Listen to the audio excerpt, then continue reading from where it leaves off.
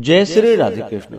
आइए सुनते हैं बृहस्पतिवार व्रत की कथा और अंत में सुनेंगे आरती। तो बोलिए प्रेम से भगवान बृहस्पति देव की जय, सर्व देवी देवता की जय। कथा के अनुसार भारतवर्ष में एक प्रतापी और दानी राजा राज्य किया करता था। वह नित्य गरीबों और ब्राह्मणों की सहायता किया करता था। यह बात उसकी रानी को बिल्कुल भी अच्छी नहीं लगती। वह ना ही गरीबों को दान देती थी और ना ही भगवान का पूजन किया करती थी, और राजा को भी दान देने से मना किया करती थी। एक दिन राजा शिकार खेलने वन को गया तो रानी महल में अकेली थी। उस समय बृहस्पति देव साधु वेश में राजा के महल में भिक्षा के लिए गए और भिक्षा मांगी। रानी ने भिक्षा देने से इनकार किया और कहा कि हे साधु महाराज, मैं तो दान पुण्य से तंग आ गई हूँ।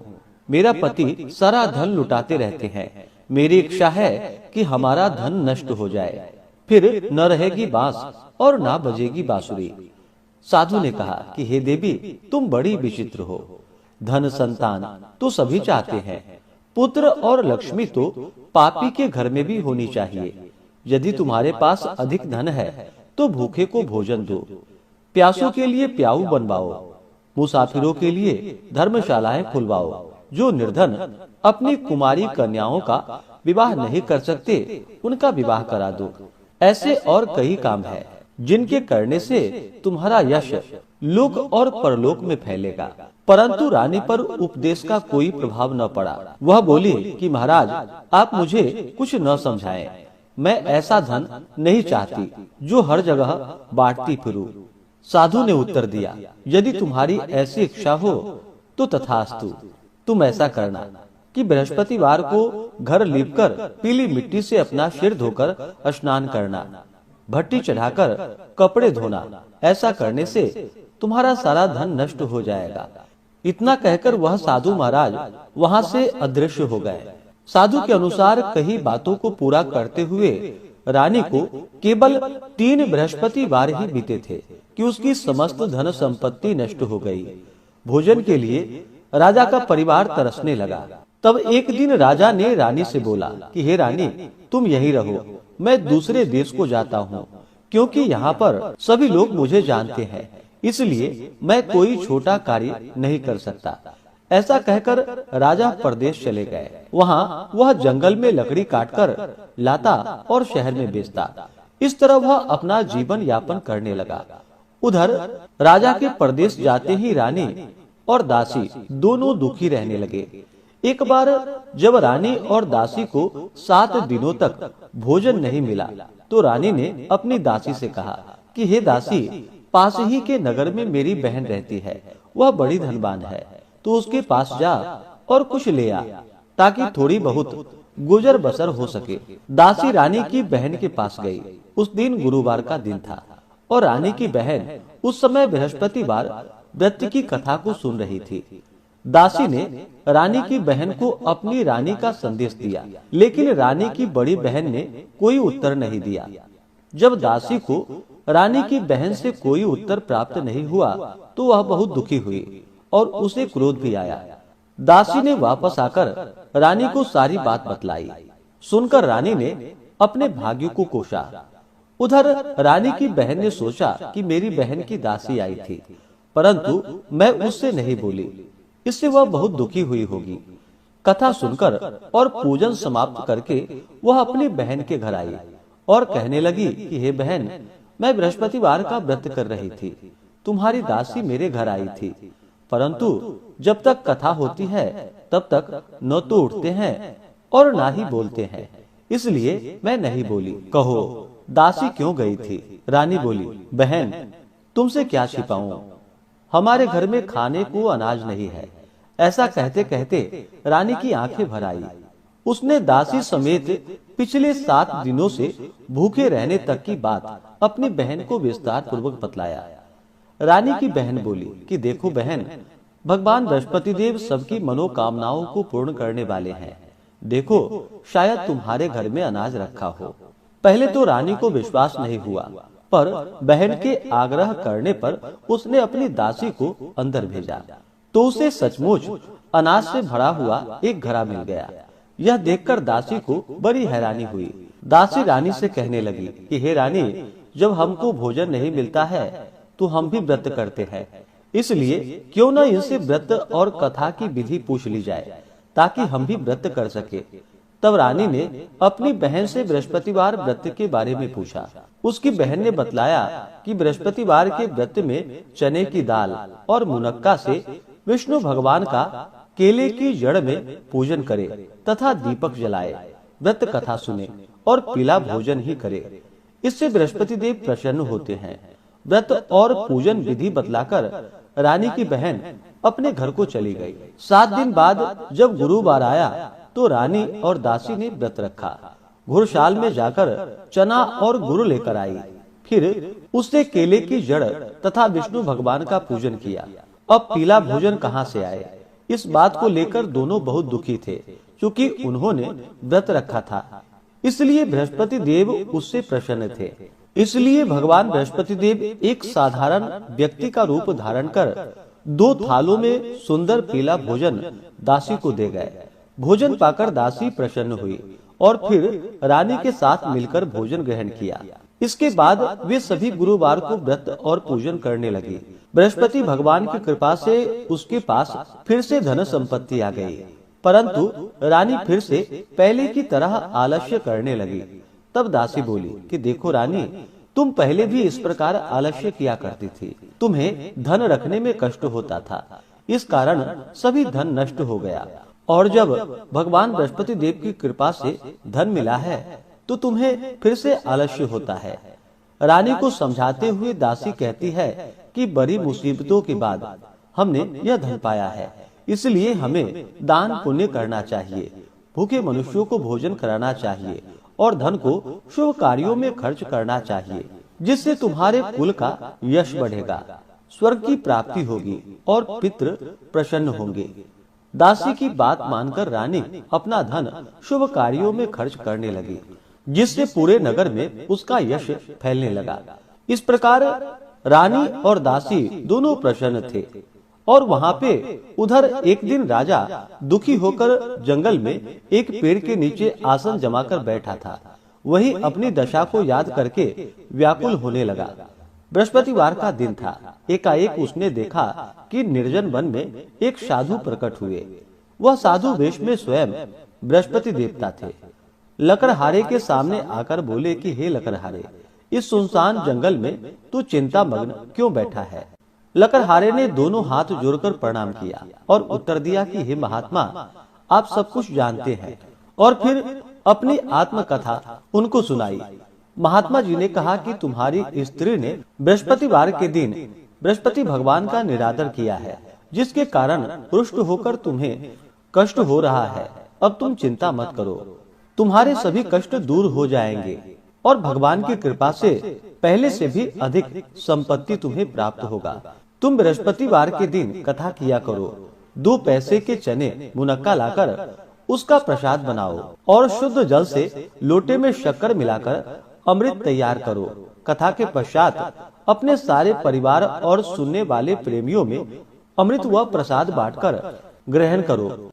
ऐसा करने से भगवान तुम्हारी सभी मनोकामनाएं पूरी करेंगे। साधु के ऐसे वचन को सुनकर लकड़हारा बोला कि हे प्रभु, मुझे लकड़ी बेचकर इतना पैसा नहीं मिलता जिससे भोजन के उपरांत कुछ बचा सकूं। मैंने रात्रि में अपनी स्त्री को स्वप्न में व्याकुल देखा है। मेरे पास कुछ भी नहीं जिससे मैं उसकी खबर मंगा सकूं। साधु ने कहा कि हे लकड़हारे, तुम किसी बात की चिंता मत करो। बृहस्पति के दिन तुम रोजाना की तरह लकड़ियां लेकर शहर को जाओ। तुमको रोज से 2 गुना धन प्राप्त होगा, जिससे तुम भली भांति भोजन कर लोगे तथा बृहस्पति देव की पूजा का सामान भी आ जाएगा।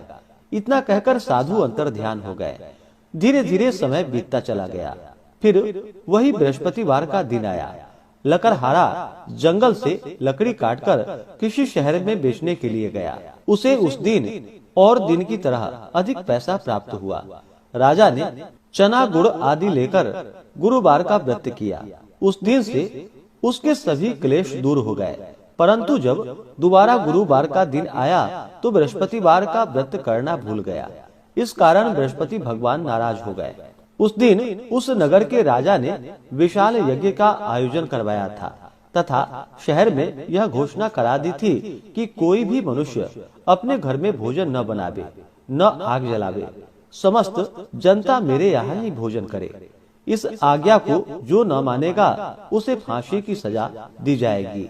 इस तरह की घोषणा संपूर्ण नगर में करवा दी गई थी। राजा की आज्ञा अनुसार शहर के सभी लोग भोजन करने गए, लेकिन लकड़हारा कुछ देर से पहुंचा, इसलिए राजा उसको अपने साथ घर ले गया और ले जाकर भोजन करा रहे थे तो रानी की दृष्टि उस खूंटी पर पड़ी जिस पर उसका हार लटका हुआ था।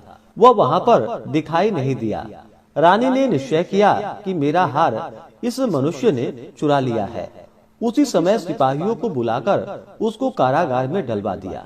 जब लकड़हारा कारागार में पड़ गया और बहुत दुखी होकर विचार करने लगा, न जाने कौन से पूर्व जन्म के कर्म से मुझे यह दुख प्राप्त हुआ है, और उसी साधु को याद करने लगा कि जो उसे जंगल में मिला था। उसी समय तत्काल बृहस्पति देव साधु के रूप में प्रकट हुए और उसकी दशा को देखकर कहने लगे, अरे मूर्ख, तूने बृहस्पति देव की कथा नहीं करी, इसी कारण तुझे दुख प्राप्त हुआ है।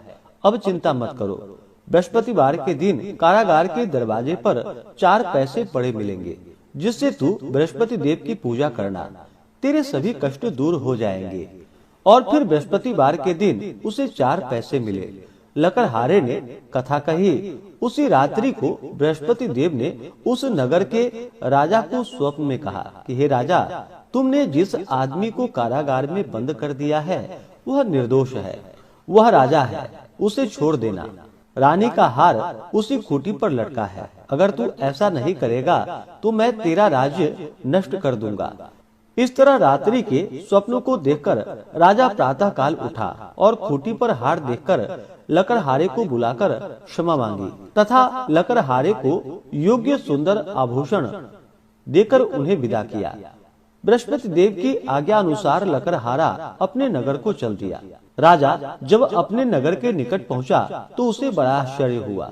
नगर में पहले से अधिक बाग, तालाब, कुएं तथा बहुत सी धर्मशाला, मंदिर आदि बन गई है। राजा ने पूछा, यह किसका बाग और धर्मशाला है? तब नगर के सब लोग कहने लगे, यह सब रानी और बांदी के हैं। तो राजा को आश्चर्य हुआ और वह राजा गुस्सा भी हुआ। जब रानी ने यह खबर सुनी कि राजा आए हैं तो उन्होंने बांदी से कहा कि हे दासी, देखो राजा हमको कितनी बुरी हालत में छोड़ गए थे। हमारी ऐसी हालत देखकर वह लौट न जाए, इसलिए तू दरवाजे पर खड़ी हो जा। आज्ञा अनुसार दासी दरवाजे पर खड़ी हो गई। राजा आए तो उन्होंने अपने साथ लिवा लाई। तब राजा ने क्रोध करके अपनी रानी से पूछा कि यह धन तुम्हें कैसे प्राप्त हुआ है? तब उसने कहा, हमें यह धन बृहस्पति देव के व्रत के प्रभाव से प्राप्त हुआ है। राजा ने निश्चय किया कि 7 रोज बाद तो सभी बृहस्पति देव का पूजन करते हैं, परंतु मैं प्रतिदिन दिन में 3 बार कहानी तथा रोज व्रत किया करूंगा। अब हर समय राजा के दुपट्टे में चने की दाल बंधी रहती थी। दिन में 3 बार कहानी कहता। एक रोज राजा ने विचार किया कि चलो अपनी बहन के यहाँ हो आए। इस तरह निश्चय कर राजा घोड़े पर सवार हो अपनी बहन के यहाँ चलने लगा। मार्ग में उसने देखा कि कुछ आदमी एक शव को लिए जा रहे थे। उन्हें रोककर राजा कहने लगा कि अरे भाइयों, मेरी बृहस्पति देव की कथा को सुन लो। वे बोले, लो, हमारा तो आदमी मर गया है, इसको अपनी कथा की पड़ी है। परंतु कुछ आदमी बोला, अच्छा कहो, तुम्हारी कथा भी सुन लेंगे। राजा ने दाल निकाली। आधी कथा हुई कि शव हिलने लगा, और जब कथा समाप्त हुई तो वह राम राम करके मनुष्य खड़ा हो गया। आगे मार्ग में उसे एक किसान खेत में हल चलाता हुआ मिला। राजा ने देखा और उससे बोला, अरे भैया, तुम मेरी बृहस्पतिवार की कथा सुन लो। किसान बोला, जब तक मैं तेरी कथा सुनूंगा तब तक 4 हड़ैया जोत लूंगा। जा अपनी कथा किसी और को सुना। इस तरह राजा आगे चलने लगा। राजा के हटते ही बैल पछाड़ खाकर गिर पड़ा तथा किसान के पेट में बड़ी जोरों से दर्द होने लगा। उस समय उसकी माँ रोटी लेकर आई। उसने जब यह देखा तो अपने पुत्र से सब हाल पूछा और बेटे ने सभी हाल कह दिया। तो बुढ़िया दौड़ी दौड़ी उस घुड़सवार के पास गई और उससे बोली कि मैं तेरी कथा सुनूंगी, तू अपनी कथा मेरे खेत पर चलकर ही कहना। राजा ने बुढ़िया के खेत पर जाकर कथा कही, जिसके सुनते ही वह बैल उठकर खड़ा हो गया तथा किसान के पेट का दर्द भी बंद हो गया। राजा अपनी बहन के घर इस प्रकार पहुंचा। बहन ने भाई की खूब मेहमानी की। दूसरे दिन प्रातः काल राजा जगा तो वह देखने लगा कि सब लोग भोजन कर रहे हैं। राजा ने अपनी बहन से कहा, ऐसा कोई मनुष्य नहीं जिसने भोजन न किया हो, मेरी बृहस्पतिवार की कथा सुन ले। बहन बोली कि हे भैया, यह देश ऐसा है कि पहले यहाँ के लोग भोजन करते हैं, बाद में अन्य काम करते हैं। अगर कोई पड़ोस में हो तो देखाऊं। वह ऐसा कहकर देखने के लिए चली गई, परंतु उसे कोई ऐसा व्यक्ति नहीं मिला जिसने भोजन न किया हो। अतः वह एक कुम्हार के घर गई जिसका लड़का बीमार था। उसे मालूम हुआ कि उनके यहाँ 3 रोज से किसी ने भोजन नहीं किया है। रानी ने अपने भाई की कथा सुनने के लिए कुम्हार से कहा तो वह तैयार हो गई।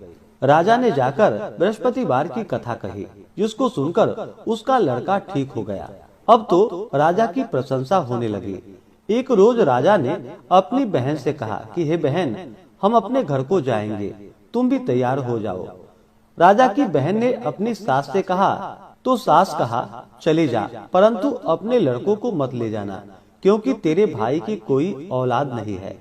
बहन ने अपनी भैया से कहा कि हे भैया, मैं तो चली जाऊंगी, पर कोई बालक नहीं जाएगा। राजा बोला, जब कोई बालक नहीं चलेगा तब तुम ही क्या करोगी। बड़े दुखी मन से राजा अपने नगर को लौट चला। राजा ने अपनी रानी से कहा कि हम निर्वंशी हैं, हमारा मुंह देखने का धर्म नहीं है और कुछ भोजन आदि नहीं किया।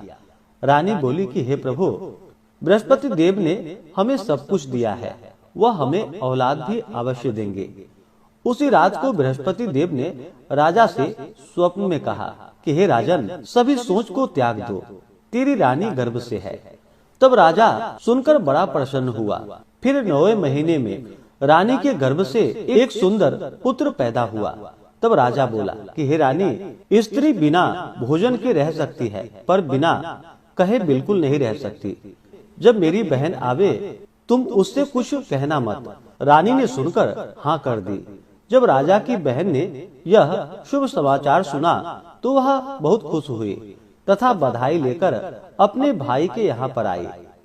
तभी रानी ने कहा, घोड़ा चढ़कर तो नहीं आई, गधा चढ़ी आ गई। राजा की बहन बोली, भाभी, मैं इस प्रकार न कहती तो तुम्हें औलाद कैसे मिलता। बृहस्पति देव ऐसे ही हैं, जैसे जिसके मन में कामनाएं हैं सभी को पूर्ण करते हैं। जो सद्भावना पूर्वक बृहस्पतिवार का व्रत करता है एवं कथा पढ़ता है अथवा सुनता है, दूसरों को सुनाता है, बृहस्पति देव उसकी सभी मनोकामनाएं पूर्ण करते हैं। भगवान बृहस्पति देव उसकी सदैव रक्षा करते हैं। संसार में जो मनुष्य सद्भावना के साथ भगवान का पूजन व्रत सच्चे हृदय से करते हैं तो उसकी सभी मनोकामनाएं पूर्ण करते हैं। जैसी सच्ची भावना से रानी और राजा ने उनकी कथा का गुणगान किया तो उसकी सभी इच्छाएं बृहस्पति देव जी ने पूर्ण की। इसलिए पूर्ण कथा सुनने के बाद प्रसाद लेकर जाना चाहिए। हृदय से उनका मनन करते हुए जयकारा बोलना चाहिए। बृहस्पति देव की कथा। प्राचीन काल में एक बहुत ही निर्धन ब्राह्मण रहता था। उसके कोई संतान ना थी। वह नित्य पूजा पाठ करता।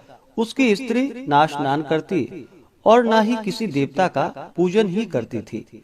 इस कारण ब्राह्मण देवता, जो कि बहुत दुखी रहते थे, अपनी पत्नी को बहुत समझाते, किंतु उसका कोई परिणाम ना निकलता। भगवान की कृपा से ब्राह्मण के यहाँ एक कन्या उत्पन्न हुई। कन्या बड़ी होने लगी। प्रातः स्नान करके वह भगवान विष्णु का जप करती, बृहस्पतिवार का व्रत भी करने लगी। पूजा पाठ समाप्त कर जब पाठशाला जाती तो अपने मुट्ठी में जौ भरकर ले जाती थी और पाठशाला के मार्ग में डालती हुई जाती थी। लौटते समय वही जौ, जो कि स्वर्ण के हो जाते थे, तो उसको बीन कर घर ले आती थी। एक दिन वह बालिका सूप में उन सोने के जौ को फटक कर साफ कर रही थी कि तभी उसकी माँ ने देख लिया और कहा कि हे बेटी, सोने के जौ को फटकने के लिए सोने का सूप भी तो होना चाहिए। दूसरे दिन गुरुवार था। कन्या ने व्रत रखा और भगवान बृहस्पति देव से सोने का सूप देने की उनसे प्रार्थना की और कहा कि हे प्रभु, यदि सच्चे मन से मैंने आपकी पूजा की हो तो मुझे सोने का सूप दे दो। बृहस्पति देव ने उसकी प्रार्थना स्वीकार कर ली और रोजाना की तरह वह कन्या जौ फैलाती हुई पाठशाला चली गई। पाठशाला से लौटकर जब वह जौ बीन रही थी तो बृहस्पति देव की कृपा से उसे सोने का सूप मिला। उसे वह घर लेकर आई और उससे जौ फटककर साफ करने लगी, परंतु उसकी माँ का वही ढंग रहा। एक दिन की बात है, कन्या सोने के सूप में जब जौ को साफ कर रही थी, उस समय उस नगर का राजकुमार वहाँ से निकला। कन्या के रूप और कार्य को देखकर वह उस पर मोहित हो गया। राजमहल आकर वह भोजन तथा जल त्याग कर उदास होकर लेट गया। राजा को जब राजकुमार द्वारा अन्न और जल त्यागने का समाचार प्राप्त हुआ तो अपने मंत्रियों के साथ वह अपने पुत्र के पास गया और पूछा कि हे बेटा, तुम्हें किस बात का कष्ट है? किसी ने तुम्हारा अपमान तो नहीं किया अथवा कोई और कारण है? मुझे बतलाओ, मैं वही कार्य करूँगा जिससे तुम्हें प्रसन्नता की प्राप्ति हो सके। अपने पिता की बातें सुनकर राजकुमार बोला कि हे पिताजी, मुझे किसी बात का दुख नहीं है। किसी ने मेरा अपमान भी नहीं किया है, परंतु मैं उस लड़की के साथ विवाह करना चाहता हूँ जो लड़की सोने के सूप में जौ को फटक कर साफ कर रही थी। राजकुमार ने राजा को उस लड़की के घर का पता भी बता दिया। मंत्री राजा के कहने पर उस लड़की के घर गया। मंत्री ने ब्राह्मण के समक्ष राजा की ओर से निवेदन किया और फिर कुछ ही दिनों के बाद ब्राह्मण की कन्या का विवाह राजकुमार के साथ संपन्न हो गया। और फिर क्या था, कन्या के घर से जाते ही ब्राह्मण के घर में पहले की भांति गरीबी का निवास हो गया। एक दिन दुखी होकर ब्राह्मण अपनी पुत्री से मिलने के लिए गया। बेटी ने पिता की अवस्था को देखा और अपनी माँ का हाल पूछा। ब्राह्मण ने सभी हाल कह सुनाया। कन्या ने बहुत सा धन देकर अपने पिता को वहाँ से विदा कर दिया, लेकिन कुछ ही दिनों के बाद फिर वही हाल हो गया। ब्राह्मण फिर से अपनी कन्या के यहाँ गया और सभी हाल कहा तो पुत्री बोली कि हे पिताजी, आप माताजी को यहाँ लिवा लाओ। मैं उन्हें यह विधि बता दूंगी जिससे कि गरीबी दूर हो जाए। ब्राह्मण देवता अपनी स्त्री को साथ लेकर अपनी पुत्री के पास राजमहल पहुँचे तो पुत्री अपनी माँ को समझाने लगी कि हे माँ, तुम प्रातः काल स्नान आदि करके विष्णु भगवान का पूजन करो और बृहस्पतिवार का व्रत करो तो तुम्हारी सभी दरिद्रताएं दूर हो जाएंगी। परंतु उसकी माँ ने उसकी एक भी बात नहीं मानी। वह प्रातः काल उठते ही अपनी पुत्री के बच्चों का जूठन को खा लेती थी। एक दिन उसकी पुत्री को बहुत गुस्सा आया। उसने अपनी माँ को एक कोठरी में बंद कर दिया और फिर प्रातः उसे स्नान आदि करा करके उससे पूजा पाठ करवाया। तब जाकर के उसकी माँ की बुद्धि ठीक हो गई। इसके बाद नियम से पूजा पाठ करने लगी और प्रत्येक बृहस्पतिवार को व्रत भी करने लगी। और फिर इस व्रत के प्रभाव से मृत्यु के बाद वह स्वर्ग को गई। वह ब्राह्मण भी सुख पूर्वक इस लोक का सुख भोग कर अंत में स्वर्ग को प्राप्त हुआ। तो बोलिए प्रेम से भगवान बृहस्पति देव की जय। अब सुनते हैं बृहस्पति देव की आरती। तो बोलिए प्रेम से बृहस्पति भगवान की जय। ओम जय बृहस्पति देवा, स्वामी जय बृहस्पति देवा। छिन छिन भोग लगाऊं कदली फल मेवा। ओम जय बृहस्पति देवा। तुम पूर्ण परमात्मा, तुम अंतर्यामी, स्वामी तुम अंतर्यामी। जगत पिता जगदीश्वर, जगत पिता जगदीश्वर, तुम सबके स्वामी। ओम जय बृहस्पति देवा। चरणामृत निज निर्मल सब पातक हरता, स्वामी सब पातक हरता। सकल मनोरथ दायक कृपा करो भरता। ओम जय बृहस्पति देवा। तन मन धन अर्पण कर जो जन शरण पड़े, स्वामी जो जन शरण पड़े। प्रभु प्रकट तब होकर आकर द्वार खड़े। ओम जय बृहस्पति देवा। दीन दयाल दया निधि भक्तन हितकारी, स्वामी भक्तन हितकारी। पाप दोष सब हरता, पाप दोष सब हरता, भव बंधन हारी। ओम जय बृहस्पति देवा। सकल मनोरथ दायक सब संशय हारो, स्वामी सब संशय हारो। विषय विकार मिटाओ, विषय विकार मिटाओ, संतन सुखकारी। ओम जय बृहस्पति देवा। जो कोई आरती तेरी प्रेम सहित गावे, स्वामी प्रेम सहित गावे। जेठानंद आनंद कर सो निश्चय पावे। ओम जय बृहस्पति देवा। ओम जय बृहस्पति देवा, स्वामी जय बृहस्पति देवा। छिन छिन भोग लगाऊं कदली फल मेवा। ओम जय बृहस्पति देवा। ओम जय बृहस्पति देवा। तो बोलिए प्रेम से बृहस्पति भगवान की जय, भगवान विष्णु की जय, माता लक्ष्मी की जय, सर्वदेवी देवता की जय। तो आशा करता हूँ कि यह कथा और आरती आपको अच्छा लगा हो। इसी प्रकार से ज्ञानवर्धक जानकारियाँ प्राप्त करते रहने के लिए, व्रत पूजा के बारे में जानने के लिए, कथा को सुनने के लिए चैनल पे अगर आप पहली बार आए हैं तो चैनल को लाल बटन दबा करके सब्सक्राइब करें, साथ में बेल आइकन घंटी को दबाएं ताकि आने वाली वीडियो का नोटिफिकेशन आपको समय से मिलता रहे।